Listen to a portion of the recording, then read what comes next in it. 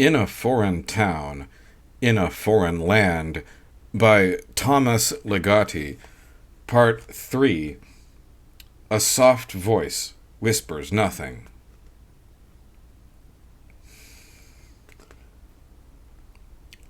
Long before I suspected the existence of the town near the northern border, I believed that I was in some way already an inhabitant of that remote and desolate place. Any number of signs might be offered to support this claim, although some of them may seem somewhat removed from the issue.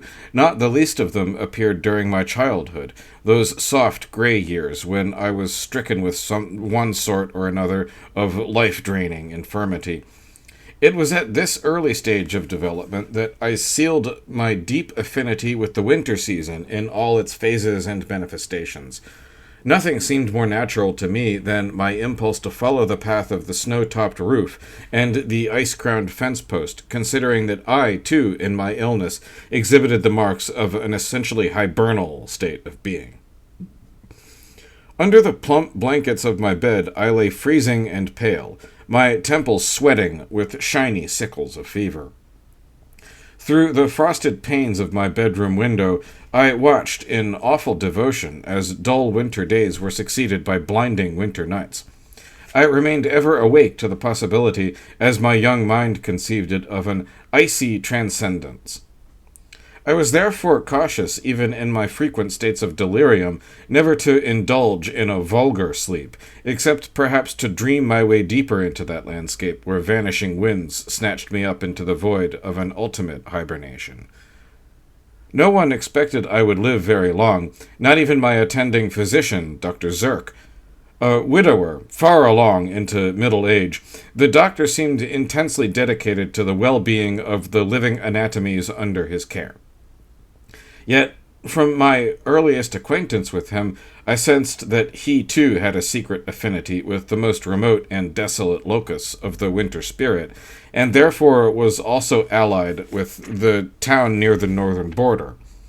Every time he examined me at my bedside, he betrayed himself as a fellow fanatic of a disconsolate creed, embodying so many of its stigmata and gestures. His wiry, white-streaked hair and beard were thinning, patchy remnants of a former luxuriance, much like the bare, frost-covered branches of the trees outside my window. His face was of a coarse complexion, rugged as frozen earth, while his eyes were overcast with the cloudy ether of a December afternoon, and his fingers felt so frigid as they palpated my neck, or gently pulled at the underlids of my eyes. One day, when I believe that he thought I was asleep, Dr. Zirk revealed the extent of his initiation into the barren mysteries of the winter world, even if he spoke only in the cryptic fragments of an overworked soul in extremis. In a voice as pure and cold as an Arctic wind, the doctor made reference to undergoing certain ordeals, as well as speaking of what he called grotesque discontinuities in the order of things. His trembling words also invoked an epistemology of hope and horror, of exposing once and for all the true nature of this great gray ritual of existence, and plunging headlong into an enlightenment of inanity. It seemed that he was addressing me directly, when in a soft gasp of desperation he said, "To make an end of it, little puppet, in your own way. To close the door in one swift motion, and not by slow, fretful degrees. If only this doctor could show you the way of such cold deliverance." I felt my eyelashes flutter at the tone and import of these words, and Dr. Zirk immediately became silent. Just then my mother entered the room, allowing me a pretext to display an aroused consciousness. But I never betrayed the confidence or indiscretion the doctor had entrusted to me that day. In any case, it was many years later that I first discovered the town near the northern border, and there I came to understand the source and significance of Dr. Zirk's mumblings on that nearly silent winter day. I noticed, as I arrived in the town, how close a resemblance it bore to the winterland of my childhood, even if the precise time of year was still slightly out of season. On that day, everything, The streets of the town and the few people traveling upon them, the store windows and the meager merchandise they displayed, the weightless pieces of debris barely animated by a half-dead wind, everything looked as if it had been drained entirely of all color, as if an enormous photographic flash had just gone off in the startled face of the town. And somehow, beneath this pallid facade, I intuited what I described to myself as the all-pervasive aura of a place that has offered itself as a haven for an interminable series of delirious events. It was definitely a mood of delirium that appeared to rule the scene, causing all that I saw to shimmer vaguely in my sight, as if viewed through the gauzy glow of a sick room, a haziness that had no precise substance, distorting without in any way obscuring the objects behind or within it.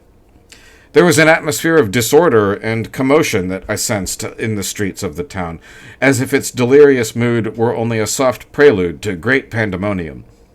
I heard the sound of something that I could not identify, an approaching racket that caused me to take refuge in a narrow passageway between a pair of high buildings. Nestled in this dark hiding place, I watched the street and listened as that nameless clattering grew louder.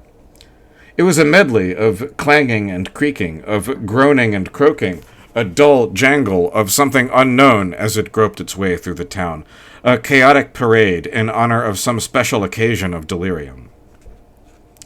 The street that I saw, beyond the narrow opening between the two buildings, was now entirely empty. The only thing I could glimpse was a blur of high and low structures, which appeared to quiver slightly as the noise became louder and louder, the parade closing in, though from which direction I did not know. The formless clamor seemed to envelop everything around me, and then suddenly I could see a passing figure in the street. Dressed in loose white garments, it had an egg-shaped head that was completely hairless and as white as paste, a clown of some kind who moved in a way that was both casual and laborious, as if it were strolling underwater or against a strong wind, tracing strange patterns in the air with billowed arms and pale hands. It seemed to take forever for this apparition to pass from view, but just before doing so it turned to peer into the narrow passage where I had secreted myself, and its greasy white face was wearing an expression of bland malevolence. Others followed the lead figure, including a team of ragged men who were harnessed like beasts and pulled long, bristling ropes.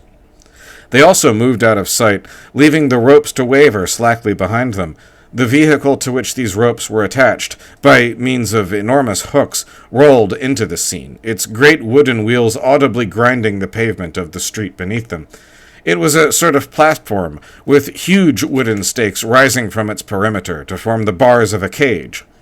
There was nothing to secure the wooden bars at the top, and so they wobbled with the movement of the parade.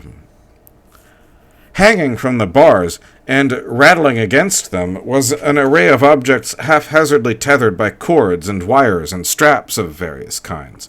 I saw masks and shoes, household utensils and naked dolls, large bleached bones and the skeletons of small animals, bottles of colored glass, the head of a dog with a rusty chain wrapped several times around its neck, and sundry scraps of debris and other things I could not name, all knocking together in a wild percussion.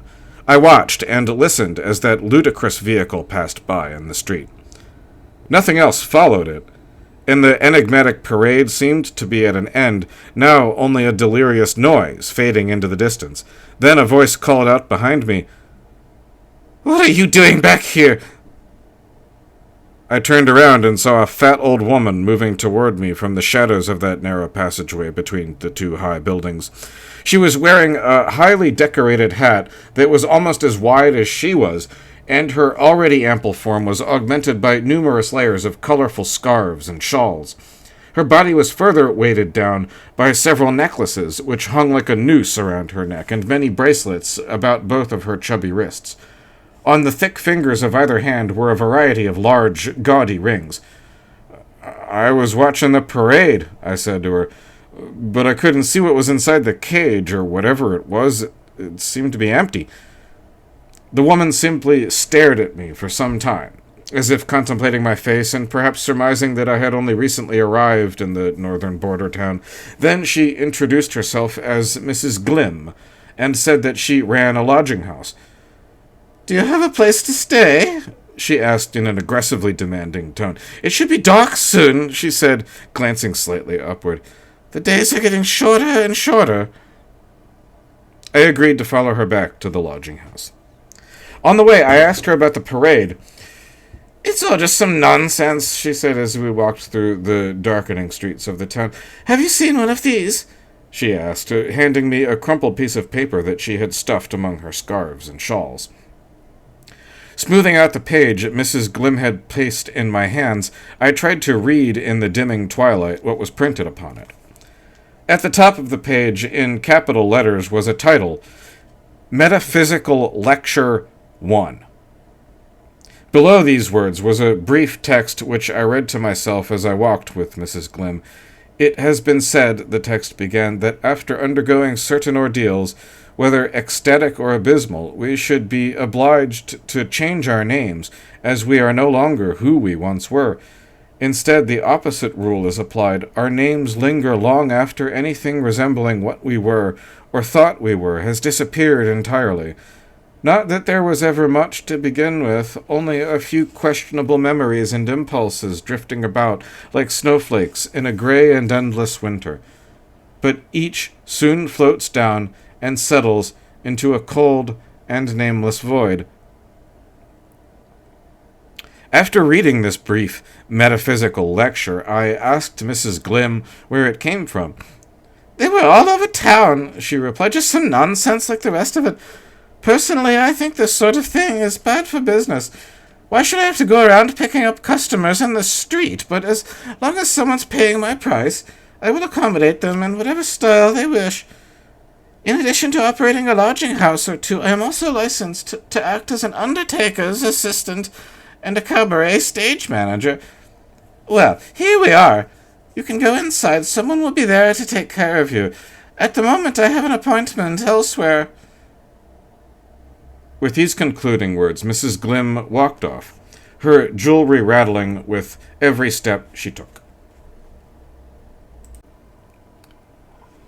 Mrs. Glim's lodging house was one of several great structures along the street, each of them sharing similar features, and all of them I later discovered in some way under the proprietorship or authority of the same person, that is, Mrs. Glim. Nearly flush with the street stood a series of high and almost styleless houses, with institutional facades of pale gray mortar and enormous dark roofs. Although the street was rather wide, the sidewalks in front of the houses were so narrow that the roofs of these edifices slightly overhung the pavement below, creating a sense of tunnel-like enclosure. All of the houses might have been siblings of my childhood residence, which I once heard someone describe as an architectural moan. I thought of this phrase as I went through the process of renting a room in Mrs. Glim's lodging house, insisting that I be placed in one that faced the street. Once I was settled into my apartment, which was actually a single, quite expansive bedroom, I stood at the window gazing up and down the street of gray houses, which together seemed to form a procession of some kind, a frozen funeral parade. I repeated the words architectural moan over and over to myself until exhaustion forced me away from the window and under the musty blankets of the bed. Before I fell asleep, I remembered that it was Dr. Zirk who had used this phrase to describe my childhood home, a place he had visited so often. So it was of Dr. Zirk that I was thinking as I fell asleep in that expansive bedroom in Mrs. Glim's lodging house. And I was thinking of him not only because he had used the phrase architectural moan to describe the appearance of my childhood home, which so closely resembled those high-roofed structures along that street of gray houses in the northern border town, but also, and even primarily, because the words of the brief metaphysical lecture I had read some hours earlier reminded me so much of the words, those fragments and mutterings that the doctor had spoken as he sat upon my bed and attended to the life-draining infirmities from which everyone I expected I would die at a very young age. Lying under the musty blankets of my bed in that strange lodging house, with a little moonlight shining through the window to illuminate the dreamlike vastness of the room around me, I once again felt the weight of someone sitting upon my bed, and bending over my apparently sleeping body, ministering to it with unseen gestures and a soft voice. It was then, while pretending to be asleep, as I used to do in my childhood, that I heard the words of a second metaphysical lecture. They were whispered in a slow and resonant monotone. "We should give thanks," the voice said to me, "that a poverty of knowledge has so narrowed our vision of things as to allow the possibility of feeling something about them. How could we find a pretext to react to anything if we understood everything? None but an absent mind was ever victimized by the adventure of intense emotional feeling, and without the suspense that is generated by our benighted state, our status as beings possessed by our own bodies, and the madness that goes along with them, who could take enough interest in the universal spectacle to bring forth even the feeblest yawn, yet let alone exhibit the more dramatic manifestations which lend such unwonted color to a world that is essentially composed of shades of gray upon a background of blackness? Hope and horror, to repeat merely two of the innumerable conditions dependent on a faulty insight, would be much the worse for an ultimate revelation that would expose their lack of necessity. At the other extreme, both our most dire and most exalted emotions are well served every time we take some ray of knowledge, isolate it from the spectrum of illumination, and then forget it completely. All our ecstasies, whether sacred or from the slime, depend on our refusal to be schooled in even the most superficial truths, and our maddening will to follow the path of forgetfulness. Amnesia may well be the highest sacrament in the great gray ritual of existence. To know, to understand in the fullest sense, is to plunge into an enlightenment of inanity, a wintry landscape of memory whose substance is all shadows, and a profound awareness of the infinite spaces surrounding us on all sides. Within this space, we remain suspended only with the aid of strings that quiver with our hopes and our horrors, and which keep us dangling over the gray void. How is it that we can defend such puppetry, condemning any efforts to strip us of these things? The reason, one must suppose, is that nothing is more enticing, nothing more vitally idiotic than our desire to have a name, even if it is the name of a stupid little puppet, and to hold on to this name throughout the long ordeal of our lives as if we could hold on to it forever. If only we could keep those precious strings from growing frayed and tangled, if only we could keep from falling into an empty sky, we might continue to pass ourselves off under our assumed names, and perpetuate our puppet's dance throughout all eternity. The voice whispered more words than this, more than I can recall, as if it would deliver its lecture without end, but at some point I drifted off to sleep as I had never slept before, calm and gray and dreamless. The next morning I was awakened by some noise down in the street outside my window. It was the same delirious cacophony I had heard the day before when I first arrived in the northern border town and witnessed the passing of that unique parade. But when I got up from my bed and went to the window, I saw no sign of the uproarious procession. Then I noticed the house directly opposite the one in which I had spent the night. One of the highest windows of that house across the street was fully open, and slightly below the ledge of the window, lying against the gray facade of the house, was the body of a man hanging by his neck from a thick white rope. The cord was stretched taut, and led back through the window and into the house. For some reason, this sight did not seem in any way unexpected or out of place, even as the noisy thrumming of the unseen parade grew increasingly loud, and even when I recognized the figure of the hanged man, who was extremely slight of build, almost like a child in physical stature. although many years older than when I had last seen him, his hair and beard now radiantly white. Clearly, the body was that of my old physician, Dr. Zirk. Now I could see the parade approaching. From the far end of the gray, tunnel-like street, the clown creature strolled in its loose white garments, his egg-shaped head scanning the high houses on either side. As the creature passed beneath my window, it looked up to me for a moment with that same expression of bland malevolence, and then passed on. Following this figure was the formation of ragged men harnessed by ropes to a cage-like vehicle that rolled along on wooden wheels. Countless objects, many more than I saw the previous day, clattered against the bars of the cage. The grotesque inventory now included bottles of pills that rattled with the contents inside them, shining scalpels and instruments for cutting through bones, needles and syringes strung together and hung like ornaments on a Christmas tree, and a stethoscope that had been looped about the decapitated dog's head. The wooden stakes of the caged platform wobbled to the point of breaking with the additional weight of this cast-off clutter. Because there was no roof covering this cage, I could see down into it from my window, but there was nothing inside, at least for the moment. As the vehicle passed directly below, I looked across the street at the hanged man and the thick rope from which he dangled like a puppet. From the shadows inside the open window of the house, a hand appeared that was holding a polished steel straight razor. The fingers of that hand were thick and wore many gaudy rings. After the razor had worked at the cord for a few moments, the body of Dr. Zirk fell from the heights of the gray house and landed in the open vehicle just as it passed by. The procession, which was so lethargic in its every aspect, now seemed to disappear quickly from view, its muffled riot of sounds fading into the distance.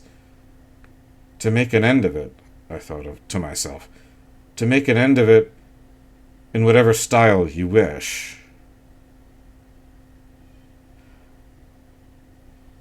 I looked at the house across the street.